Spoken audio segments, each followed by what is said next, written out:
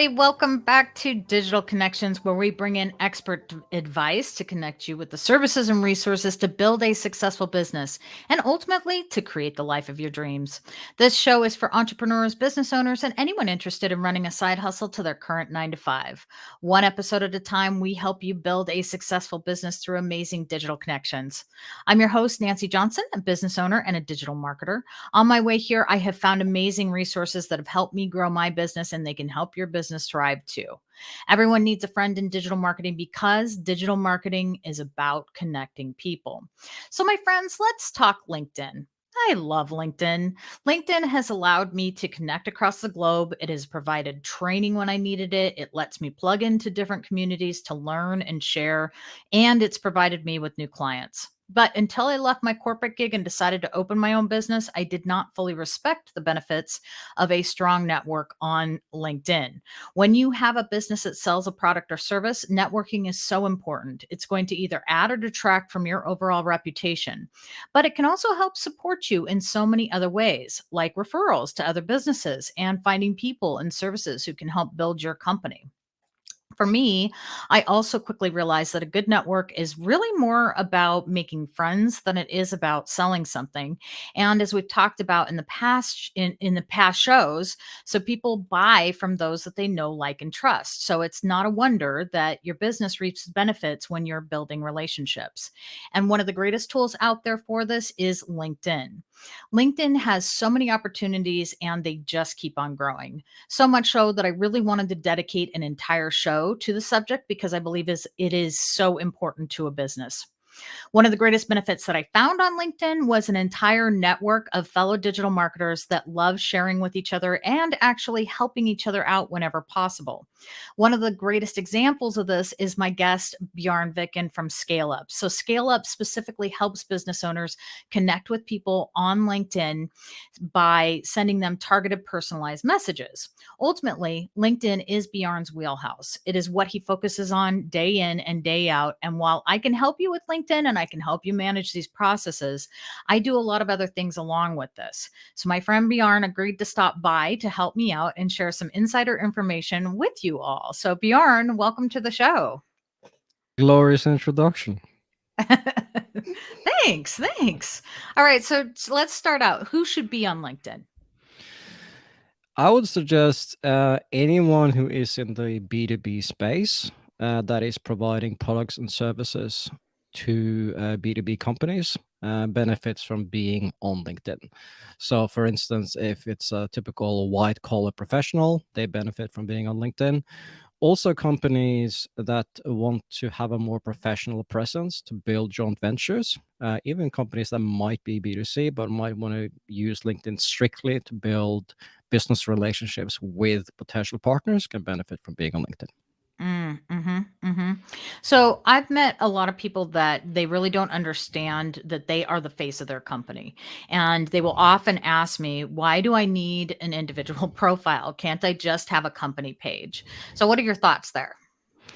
Well, it reminds me one time when I was in a job interview many, many years ago, and someone asked me the question, "Have you ever done business with corporates?" And to this day, I'm kicking myself that I didn't answer, "No, I've only done business with humans," um, because people, and in particular in B2B, they do business with other people, and they get curious about what it is that you've done, your background, and it makes more sense to present who it is that you are.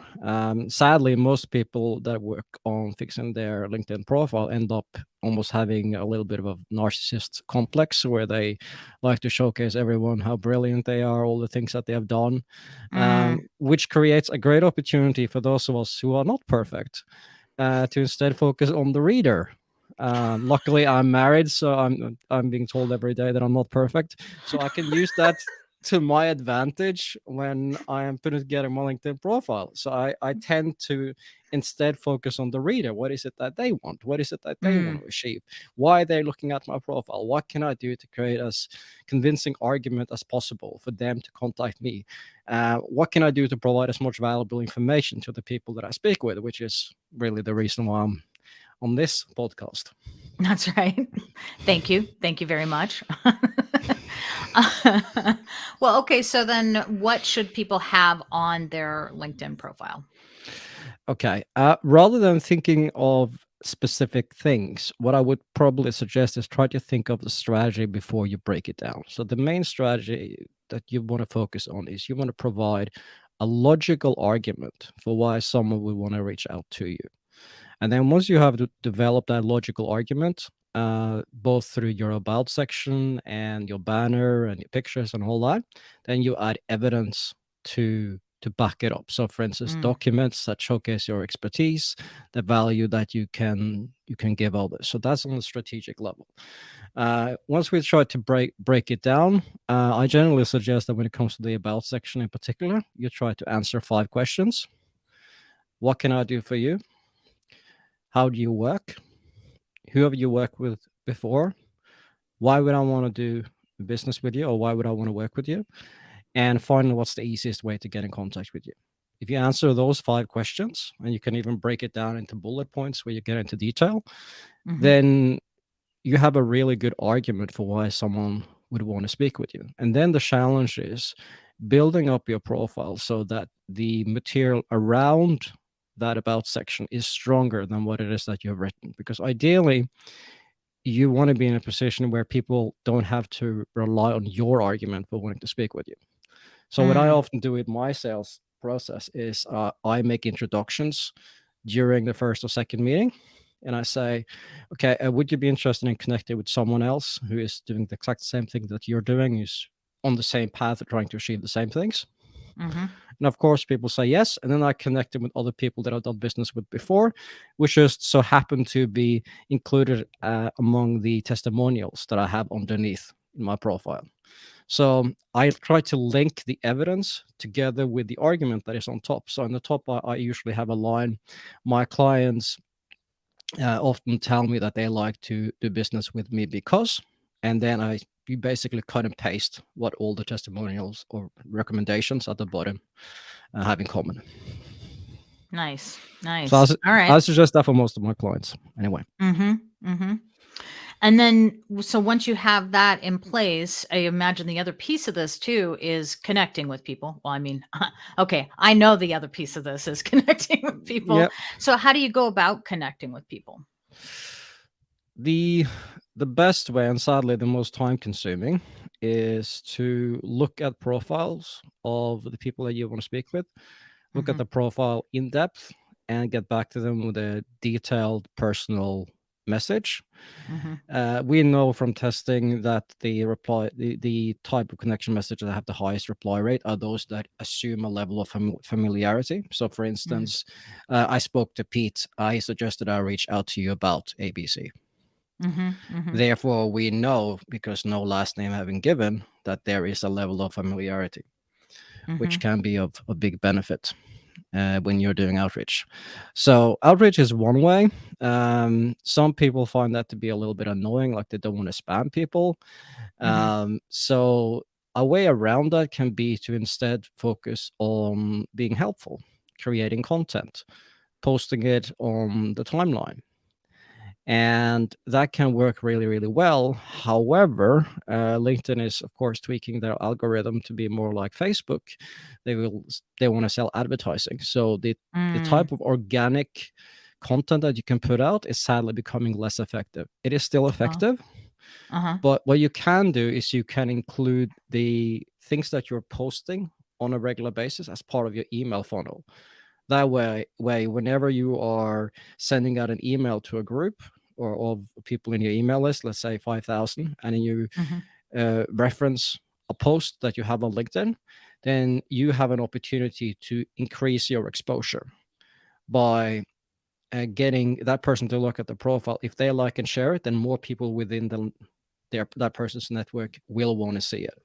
Yes. So Hmm. Hmm. I would say, just generally speaking, there are 2 ways. Either by providing content, Hmm. educating and being useful, or doing direct outreach. And even when it comes to doing direct outreach, the strategies that tend to work the best are the ones that are the most indirect and often the exact opposite of what most people are doing. Most Mm. people ask.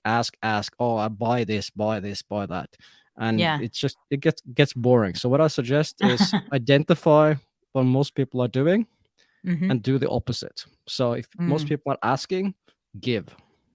Mm-hmm. Mm-hmm. Yeah. It's interesting because my next question was actually around this because, when people first meet me and they find out what I do, I hear this all the time. It's like, oh, I get contacted 5 times a day from digital marketers telling me about how they're going to solve all my problems, but they have no idea what my problems are. Mhm. And I understand because actually I get the same thing usually from other digital marketers, they didn't even bother to take a look at what my company does or how we could possibly benefit each other. And so, how do people go out there and grow without doing that whole spamming thing? I mean, how do they avoid that? Well, if you do outreach, a simple way around it is to be very, very specific in your outreach, because you can take advantage of LinkedIn Sales Navigator and Hmm. specifically target the people that you're reaching out to. Hmm. By doing that, you enable to have a higher acceptance rate. So, for instance, when I work with ghostwriters, what I tend to do is I tend to be very specific, only focusing on specific titles. So, for Mm. instance, with the ghostwriters, they want to speak with authors, with speakers, consultants, and business owners, and then Hmm. I make sure that I focus on each individual title on each individual campaign. So, for instance, an outreach from a ghostwriter might read, "I'm a ghostwriting looking for speakers that want to make a positive impact in the world by publishing a book." Mm. That one does wonders because speakers are not Hmm. interested in money. They're Mm. interested in sharing a positive story that can make a dramatic difference. Hmm. So once your targeting is very, very specific, you can then send out a very short message. That works really well, and you have a less likelihood of being spammy. Another way to get around it and not come across as being spam is to quite simply, I hate to break it down, but be a little bit smart about it. Think about what the person actually wants.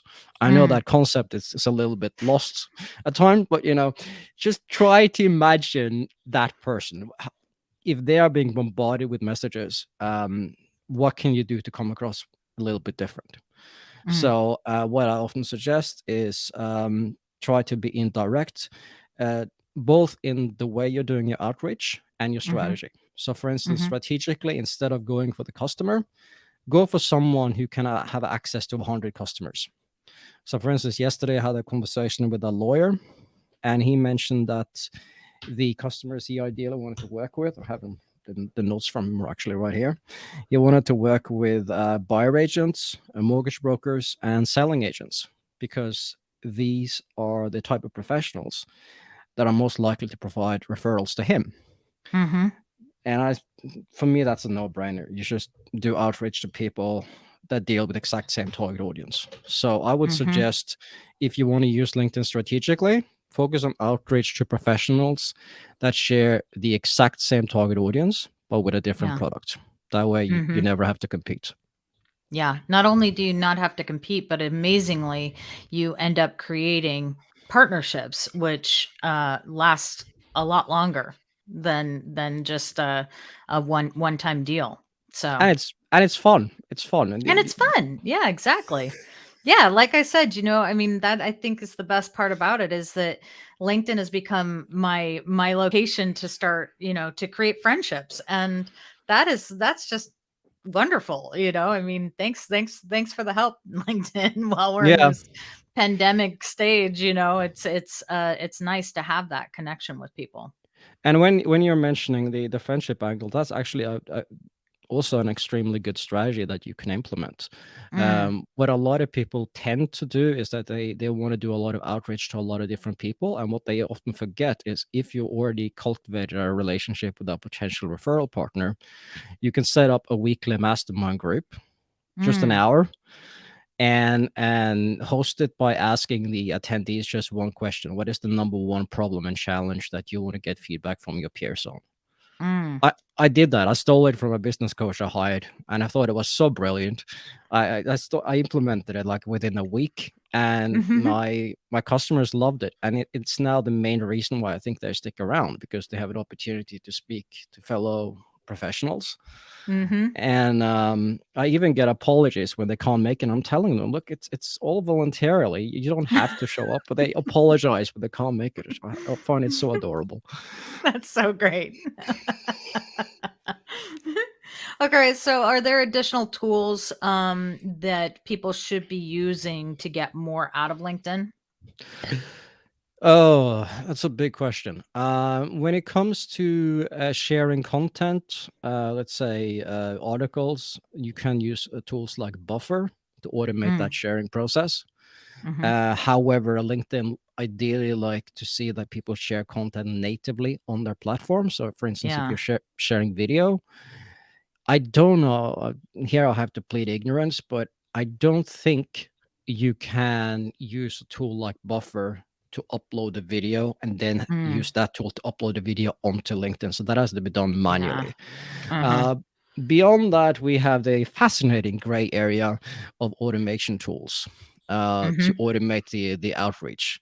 Now, officially, LinkedIn mentions that these tools are banned. You're not allowed to use any automation tool to automate the outreach.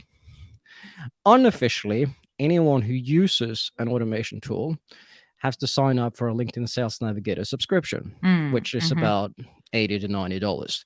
Mhm. Meaning that if LinkedIn would crack on it too hard, they would lose a significant amount of their revenue, which is Mm, probably why they're not too much against it.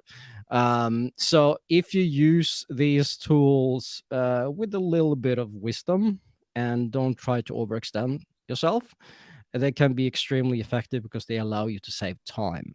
mm, Alternatively, what you can do if you want to save time on LinkedIn is to shoot Loom videos for every task that is laborsome and mhm. hire someone in the Philippines or Latin America to do the tasks that bore the bejesus out of you. Mm, Like I have mhm. plenty. I have a VA in the Philippines who does most of my admin because Mhm. it would just drain me to do those 40 hours.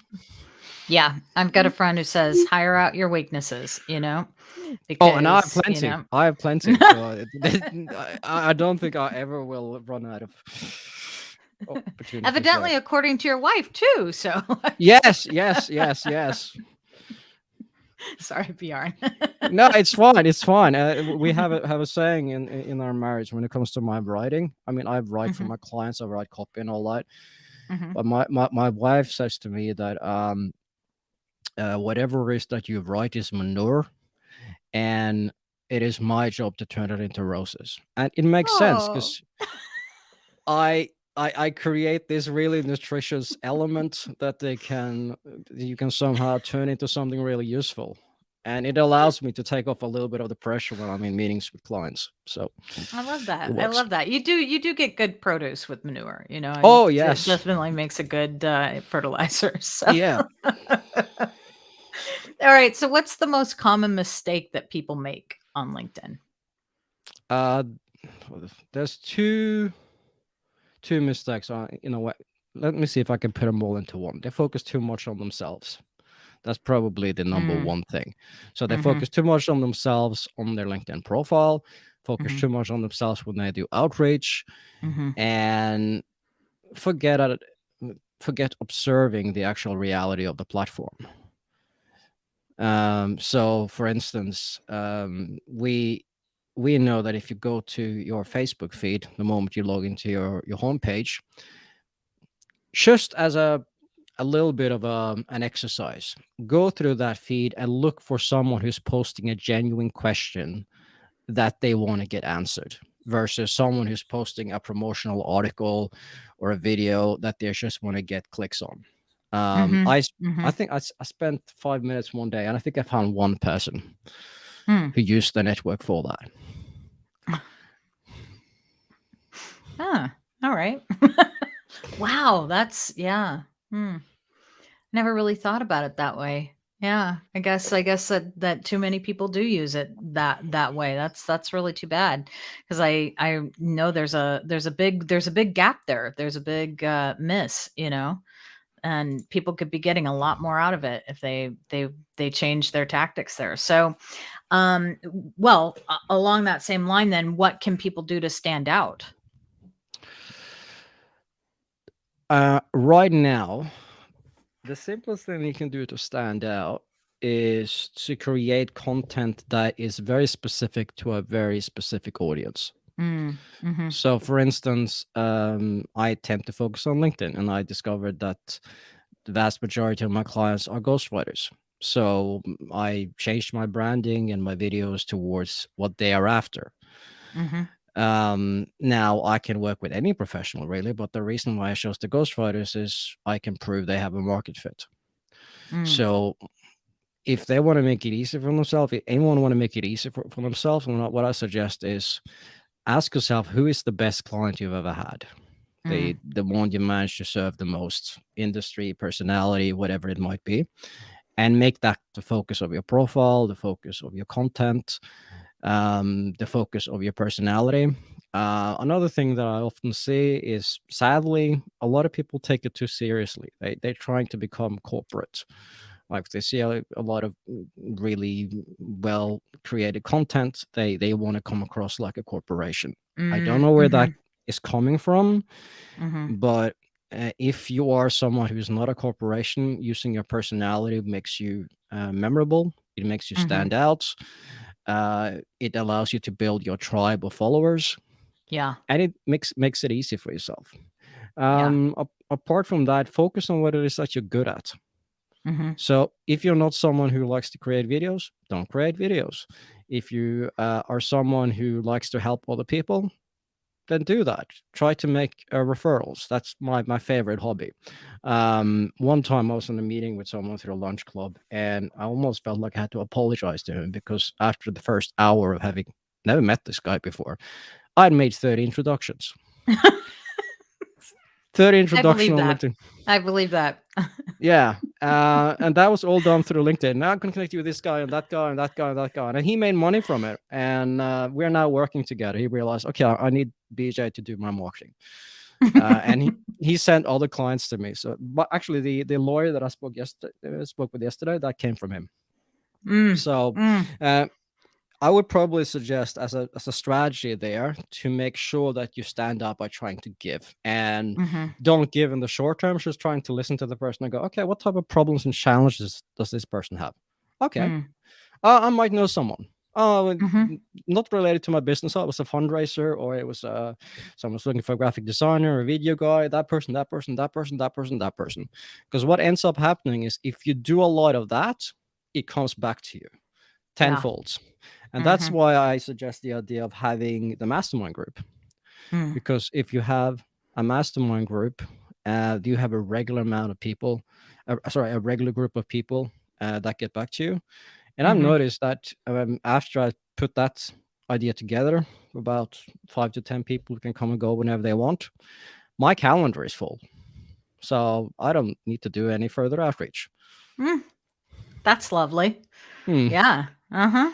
Very nice. All right. So, are there other books or resources that you would recommend to get more out of LinkedIn? I've thought about that question a bit. And after a while, having read quite a few books, they kind of go into a little bit of a blur, Mm. because they all cover the same basic elements. The Mhm. first one that I really liked was the LinkedIn Code by Melanie Dodario. Mhm. I think that one is good. There might be other books that are just as good, if not Yeah. better. But the Mhm. challenge that I have when I pick up books about LinkedIn is that I get the feeling that I'm at times reading a manual. It's a little bit like Mm. you just bought yourself a new cell phone. So you got yourself the latest iPhone. What do you ideally want to spend your time doing? Turning it on and experiencing the features, or starting reading the manual on page one. So what I would suggest is pick up a couple of books if you have no experience with the platform whatsoever. Mhm. However, apart from that, go in and have a play with it. Yeah. try to Yeah. identify how you can use it, because that's really how you can make it yours and have fun with it. There's a Mm-hmm. story going back, I believe, to the 80s when the first synthesizers came out. Um, and I believe David Bowie was in the studio recording an album, Mm-hmm. and they got I think it was a synthesizer from Casio, and it sounded absolutely awful. So they were like, we can't use this. And then they started working with the electronics, short circuiting, breaking it down, taking things apart. And they realized that they managed to make a lot of interesting sounds by ripping it apart, by doing things to it that it wasn't built for. So Mm-hmm. I would suggest go to Amazon, look for the books there that are highly ranked for LinkedIn, Mm-hmm. buy a few, and almost skim through them, and then go into the LinkedIn platform and observe, learn from actually doing your own mistakes, fail forward, look at what other people are doing, what they find to work for them, but don't look at Yeah. that as the answer. Just find Yeah. something that works for you. Mm-hmm. Mm-hmm. I love that. All right. So now it's time for the $100 million question. What is the meaning of life, the universe, and everything, Bjorn? 42. What? I gave you that answer. I don't even. All right. All right. Okay. Well, we're just about out of time, but Bjorn, seriously, thank you for stopping by and sharing your knowledge with everybody. I really appreciate it. Thank you for And having me. yeah, I'm so glad we recorded this because I didn't take notes, and I'm going to go back and I'm definitely going to do half of the things that you mentioned. So all right. So before we take off today, I do want to leave our listeners with our digital marketing tip of the day. So, your marketing means nothing if you're not measuring it. Do you understand what you're really spending on your marketing? Do you know how much it's costing you to bring in a customer? Do you know how much it's costing you to actually support those people?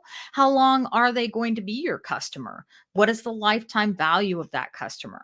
And ultimately, how much are you spending to bring them in the door? Once you know that, you want to continue measuring your efforts so that you know what marketing tactics are actually working best for you. Do you want to know more about how to figure this out? WSI actually has a book for that called Digital Minds, and I'm giving away a free copy to anyone that calls me or reaches out. So via email, you can find my contact info at digitalconnections.us, or you can search Digital Connections Podcast on Google. A huge thank you to my guest today, Bjorn Viken from Scale Up. Please make sure to follow us, subscribe, and like us wherever you get your podcasts. You can find this episode and previous shows along with our contact information for all our guests and for me on our website at www.digitalconnections.us. Have a great week and tune in next time for another amazing digital connections for your business.